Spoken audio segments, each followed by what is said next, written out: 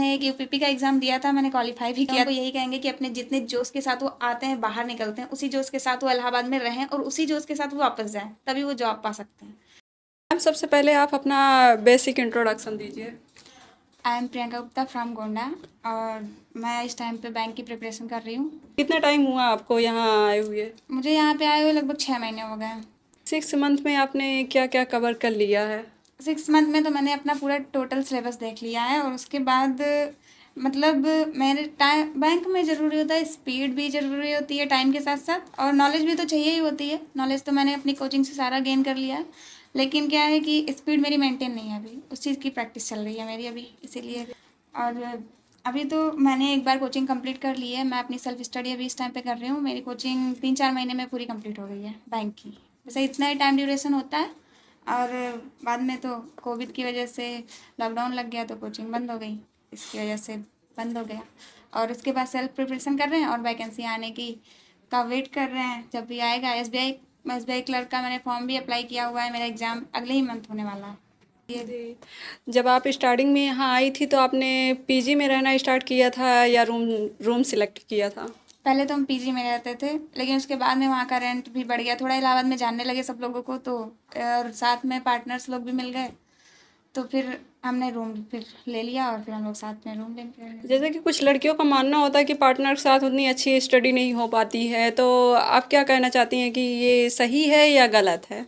देखिए, पार्टनर के साथ स्टडी हो भी पाती है और नहीं भी। अगर पार्टनर का बिहेव अच्छा है तो आप उससे मतलब रखिए, अगर आपका बिहेव नहीं अच्छा, उसका बिहेव या आपका बिहेव, आप दोनों मैच नहीं कर रहे हैं, तो फिर आपको चाहिए कि आप दोनों अलग अलग अपना हिसाब किताब कर लें, क्योंकि खर्चा भी घर वाले देते हैं, तो एक साथ रहने पे कुछ लोग ऐसा भी करते हैं कि दूसरे पर डिपेंड हो जाते हैं एक होते हुए। हाँ, उसके बिहेवियर के हिसाब से अपने आप को ढाल लेना चाहिए, क्योंकि घर वालों को अगर अकेले रह रही है तो आपका रेंट ज़्यादा हो रहा है, तो इसीलिए तो मतलब पार्टनर को तो रखना अच्छा ही रहता है। हाँ, पार्टनर को रखते हैं तो पार्टनर को के साथ रूम शेयर करना होता है, अपनी ज़िंदगी थोड़ी।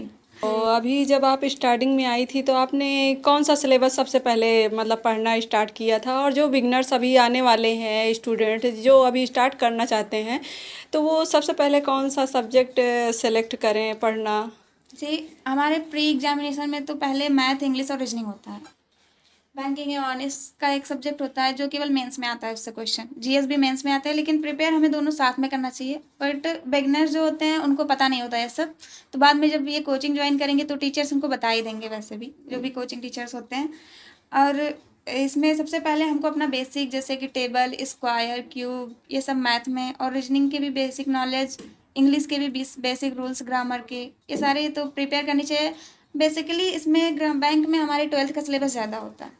मतलब एसएससी के लेवल का ही आता है, बस इसमें स्पीड कुछ ज़्यादा ही रहती है। हाँ, एसएससी से नीचे लेवल का ही रहता है मैथ इसमें। जी। एसएससी के हाई लेवल का नहीं जाता। एसएससी में एडवांस मैथ है, इसमें एडवांस मैथ है ही नहीं, केवल और केवल कैलकुलेशन है इसमें। जी, इसके पहले आपने कोई एग्ज़ाम अटेम्प्ट किया है कोई? जी हाँ, मैंने एक यूपीपी का एग्ज़ाम दिया था, मैंने क्वालिफाई भी किया था, लेकिन मैं फिजिकल नहीं वो कर पाई थी क्वालिफाई, इसकी वजह से मैंने, और इससे डर भी थोड़ा लग गया, तो फिर मैंने फिर जितने भी एग्ज़ाम्स जैसे आर्मी और डिफेंस से रिलेटेड जितने भी होते हैं वो मैं फॉर्म अप्लाई नहीं करती, क्योंकि मैं फिजिकल में थोड़ा वीक हूँ। जी, जैसा कि आप कह रहे हैं कि आपने एग्ज़ाम क्वालिफाई किया था, उसके लिए आपने क्या क्या स्ट्रेटजी बनाई थी? मैंने कुछ ज़्यादा खास नहीं किया था, क्योंकि उस टाइम पे मैं ग्रेजुएशन कर रही थी, तो मैं नॉर्मल स्टडी करती थी उस टाइम पे। और मैंने कोचिंग भी किया था, एक हमारे यहाँ के टीचर थे विपिन सर, उन्होंने पढ़ाया था मुझे।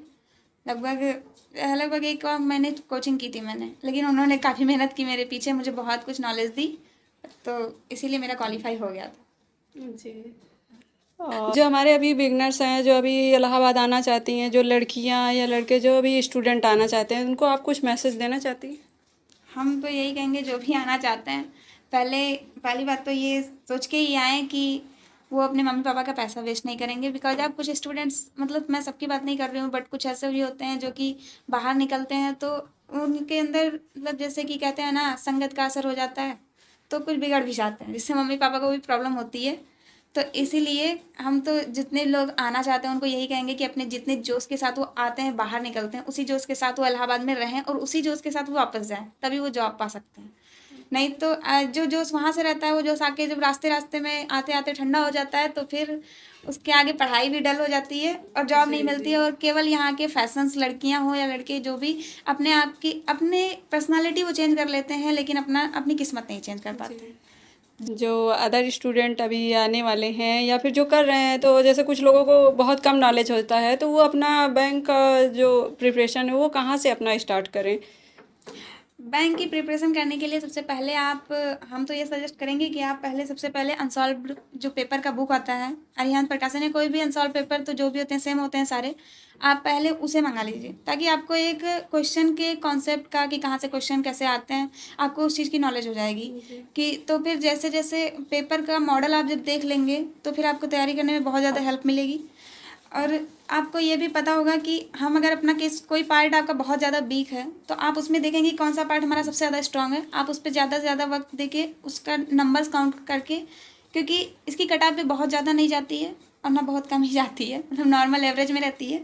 तो इसीलिए हम कहेंगे कि पहले आप मॉडल पेपर की बुक मंगाइए, उसके बाद फिर मैंने कई सारी बुक्स मंगाई हैं जैसे कि पजल की बुक, डाटा इंटरप्रिटेशन की बुक और मैथ की आर.एस. अग्रवाल की मैथ की बुक है और इंग्लिश निमिषा बंसल मैम पढ़ाती हैं, यूट्यूब चैनल भी है उनका, अच्छा पढ़ाती हैं, उन्हीं से पढ़ते हैं इंग्लिश। और बाकी जीएस तो हम अभिजीत मिश्रा सर हैं, उनसे पढ़ते हैं।